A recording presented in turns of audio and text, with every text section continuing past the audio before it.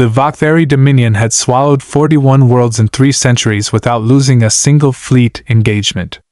Their doctrine was simple: overwhelming force, applied without hesitation, against species too fractured or too slow to unify against them. Admiral Threxa Voss had personally accepted the surrender of 19 homeworlds. She had never seen a species fight back with more than scattered defiance and desperate, doomed heroics. Then her scout fleet found the blue-green planet the locals called Earth, and everything she understood about conquest began to unravel. The first Vok'thari probe drones vanished over the Pacific without transmitting a single byte of data. The second wave, 3 light cruisers sent to investigate, jumped into orbit and found not a fractured, panicking civilization but a single vessel waiting for them, matte gray, angular, utterly unlike anything in the Dominion's threat database. It broadcast no demands. It made no attempt to flee. It simply opened fire. Captain Renate Ibarra stood on the bridge of the USS Cormorant, watching 3 alien signatures bloom and vanish on her tactical display like dying stars. Her XO, Commander Dale Alconquo, exhaled slowly beside her.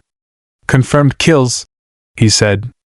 "All 3 cruisers, gone in under 4 minutes. Casualties?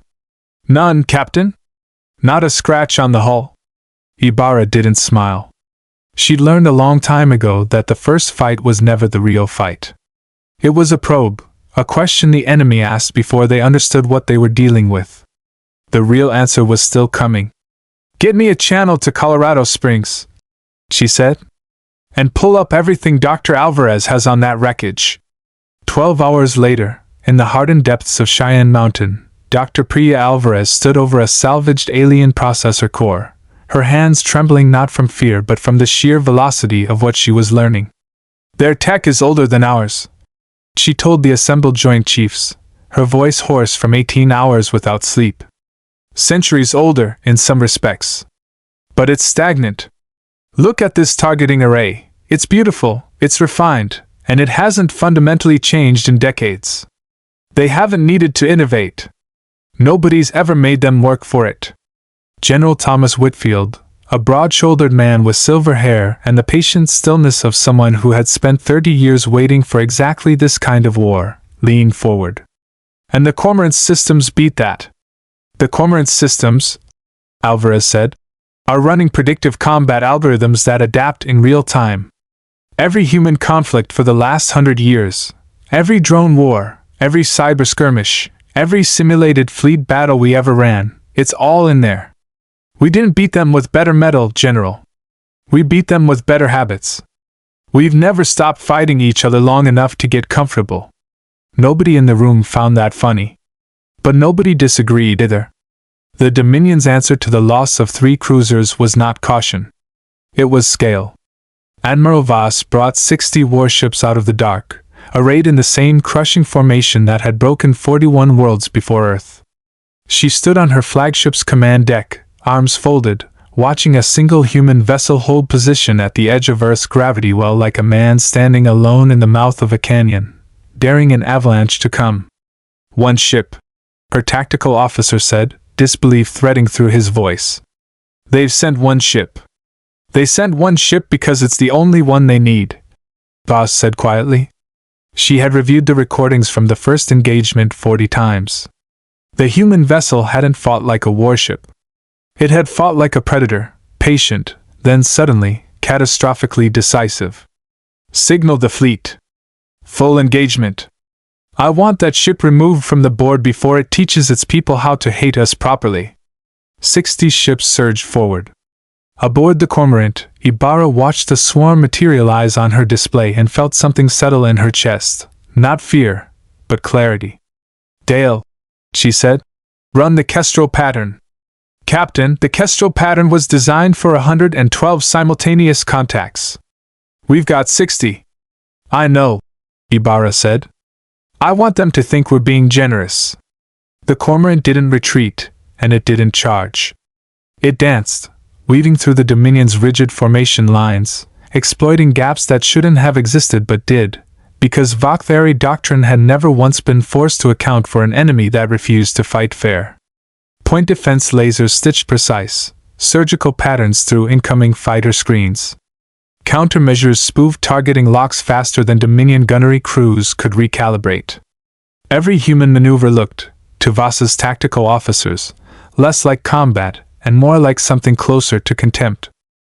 "They're not trying to win," her second officer said, voice rising with something close to panic.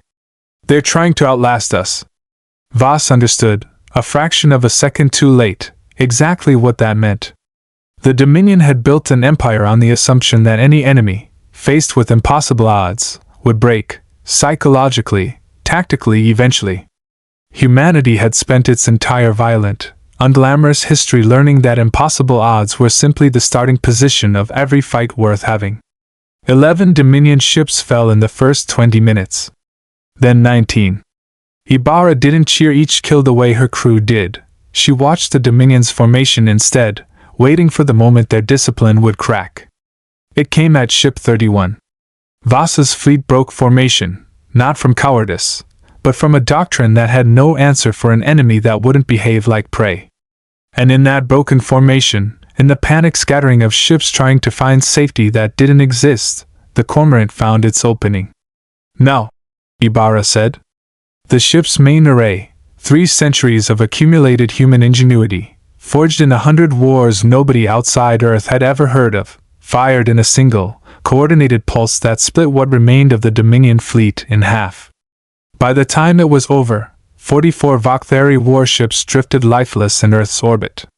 16 fled into the dark, jumped drive screaming, carrying word back to the Dominion of a species that fought like it had nothing left to lose because, in some fundamental way, it never had. Admiral Threxa Voss did not return to Dominion space. Her flagship, crippled and alone, drifted at the edge of the battle.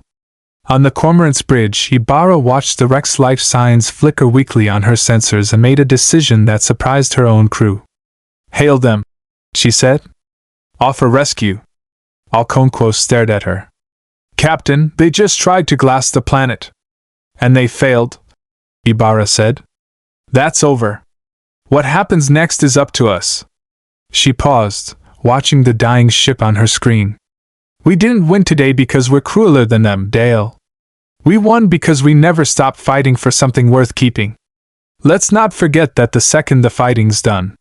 3 days later, Admiral Voss stood in a containment room aboard a human vessel, alive against every expectation, staring at Captain Ibarra through reinforced glass. "Why?" Voss asked, voice flat with something between fury and genuine confusion. "Would you save an enemy?" Ibarra considered the question for a long moment. "Because 41 worlds never got the chance to ask you that," she said.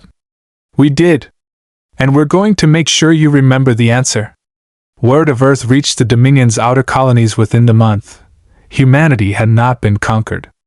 It had not even been shaken.